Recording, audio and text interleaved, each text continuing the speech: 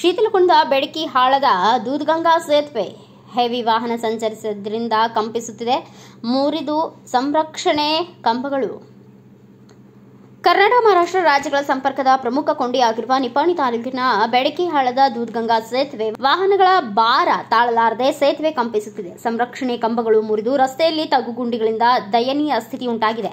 ಸೇತುವೆ ಕುಸಿಯುವ ಮುನ್ನ ಅಪಘಾತಕ್ಕೆ ಮೊದಲು ಸಂಬಂಧಿಸಿದ ಇಲಾಖೆ, ಸ್ಥಾನಿಕ ಜನಪ್ರತಿನಿಧಿಗಳು ಎಚ್ಚೆತ್ತುಕೊಂಡು ಸಮಸ್ಯೆಗೆ ಸ್ಪಂದಿಸುವವರೇ ಕಾದು ನೋಡಬೇಕು. ಹಾಗಾದ್ರೆ ಬನ್ನಿ, ಕಂಪಿಸುತ್ತಾ ಭಾರ ಹೊತ್ತು ಶತಮಾನೋತ್ಸವದತ್ತ ಹೆಜ್ಜೆ ಹಾಕುತ್ತಿರುವ ದೂಧಗಂಗಾ ಸೇತುವೆ ದಯನೀಯ ಸ್ಥಿತಿ ಕಣ್ಣಾರೆ ನೋಡಿ. ಸನ್ 1965ರಲ್ಲಿ ಬೆಡಕಿಹಾಳ ಗ್ರಾಮದ ಮೊದಲ ಶಾಸಕರಾದ ದಿವಂಗತ ಸಿದ್ದಗೌಡ ಪಾಟೀಲ್ ಎಸ್ ಪಾಟೀಲ್ರ ವಿಶೇಷ ಪ್ರಯತ್ನದಿಂದ ಆಗಿನ ಶಾಸಕರಾದ ವಿಶ್ವನಾಥ್ ಕತ್ತಿ, ವಿಎಲ್ ಪಾಟೀಲ್ ಸಹಕಾರದಿಂದ ಮುಖ್ಯಮಂತ್ರಿ ಎಸ್ ನಿಜಲಿಂಗಪ್ಪನವರ ಸೇತುವೆ ನಿರ್ಮಾಣಕ್ಕೆ ಹಣ ಬಿಡುಗಡೆ ಮಾಡಿದರು.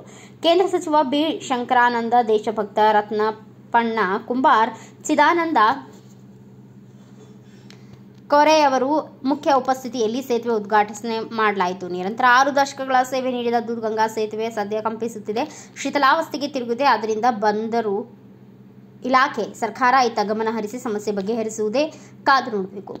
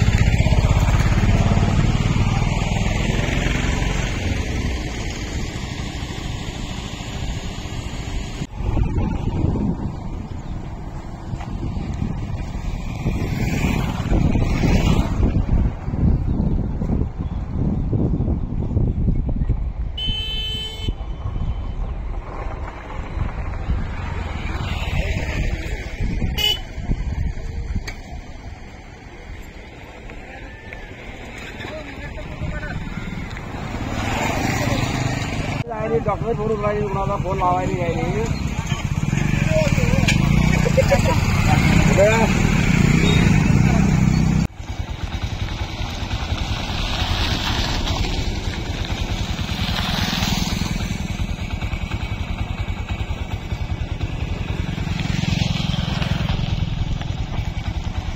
Bureau report Mahavir Chinchane, Bharat Vaibhav news, Nippani.